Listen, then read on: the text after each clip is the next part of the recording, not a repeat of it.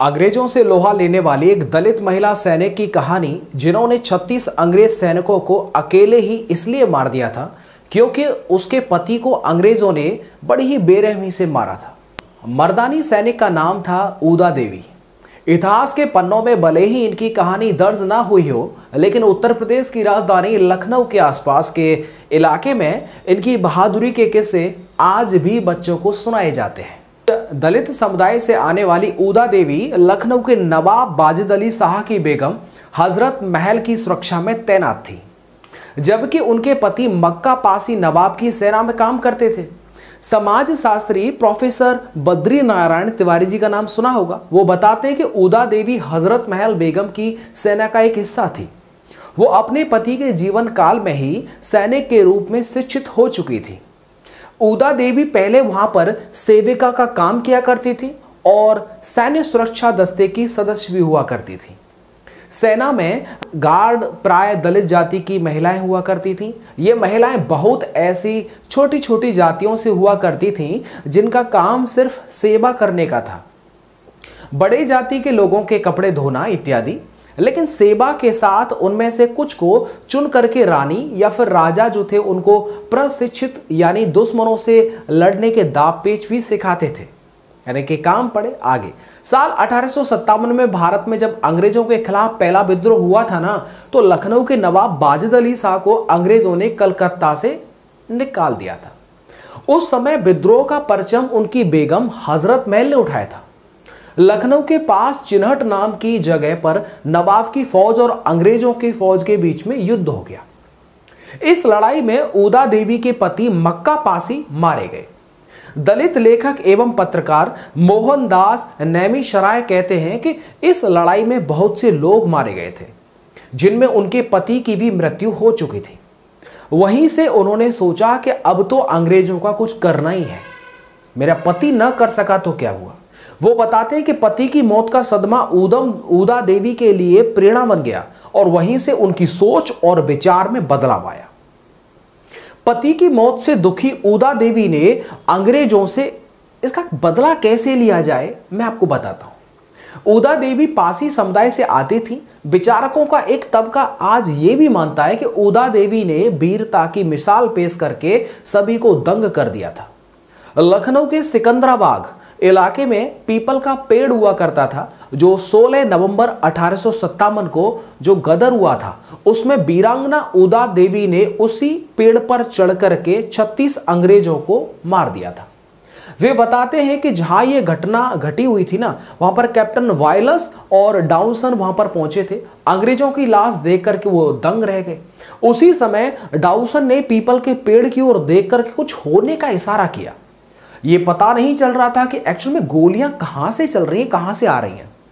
फिर जब बहुत ध्यान से देखा गया तो पता चला कि गोली ऊपर पेड़ से आ रही है और एक सैनिक उस पेड़ पर बैठ करके गोलियां बरसा रहा है। वो सैनिक लाल जैकेट में था। फिर नीचे से इन लोगों ने उन्हें गोलियां मारी और वो फिर लहूलुहान होकर के नीचे गिर पड़ी।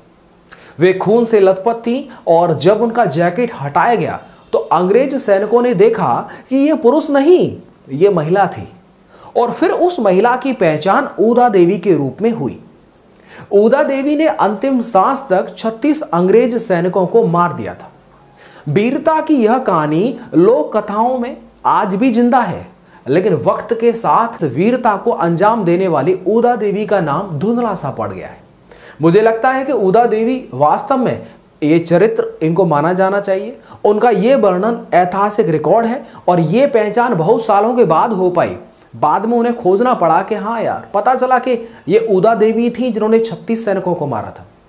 ऊदा देवी के वंशज कमल आज भी ये कहते हैं कि वीरांगना ऊदा देवी का राजनीतिक इस्तेमाल तो नहीं हुआ, लेकिन सामाजिक चेतना के तौर पर ऊदा देवी का बहुत बड़ा योगदान है और अगर सरकार चाहेगी तो पाठ्यक्रम में शामिल करके उन्हें और सम्मान दे सकती है और उनको मिलना भी चाहिए भाई। ऊदा देवी जैसी महिलाओं का नाम इतिहास की किताबों से लगभग सा गायब ही है, लेकिन उनकी बहादुरी, त्याग और बलिदान ने सामाजिक हाशिए पर बैठे लोगों को उस सूची में जगह दिलाई है जहां आम तौर पर ऊंची जाति के लोग और पुरुष का ही वर्चस्व हुआ करता था।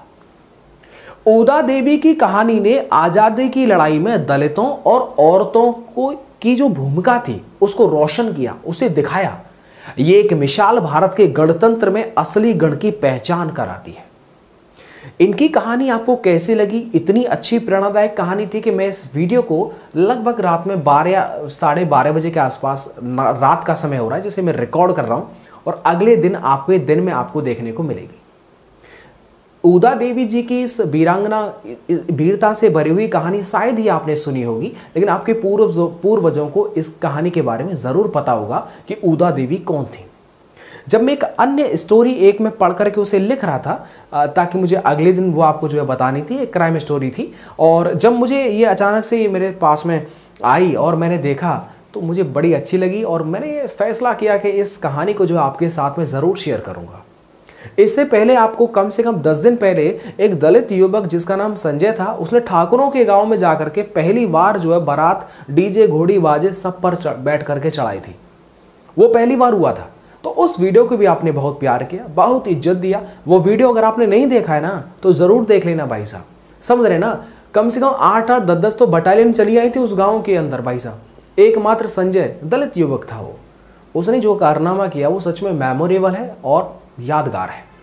ऐसी ही कहानियों से जुड़ने के लिए, सुनने के लिए आपके पास में समय तो नहीं होगा कि आप अपने पूर्वजों से, अपने दादा दादी से ऊदा देवी जी के बारे में सुने। मैंने आज आपको सुना दिया। मैं चाहूँगा कि इनकी स्टोरी के बारे में और मैं पढ़ूँ और मैं थोड़ा सा आपको एक्सप्लेन करके और अच्छी तरीके से आपको समझा पाऊँ। वीडियो आपको कैसा लगा कमेंट करके आप ज़रूर बता दीजिएगा। नए हैं तो चैनल को सब्सक्राइब कर लीजिए भाई, कर लीजिए। बेहतरीन स्टोरी लाऊंगा आपके लिए। Thank you.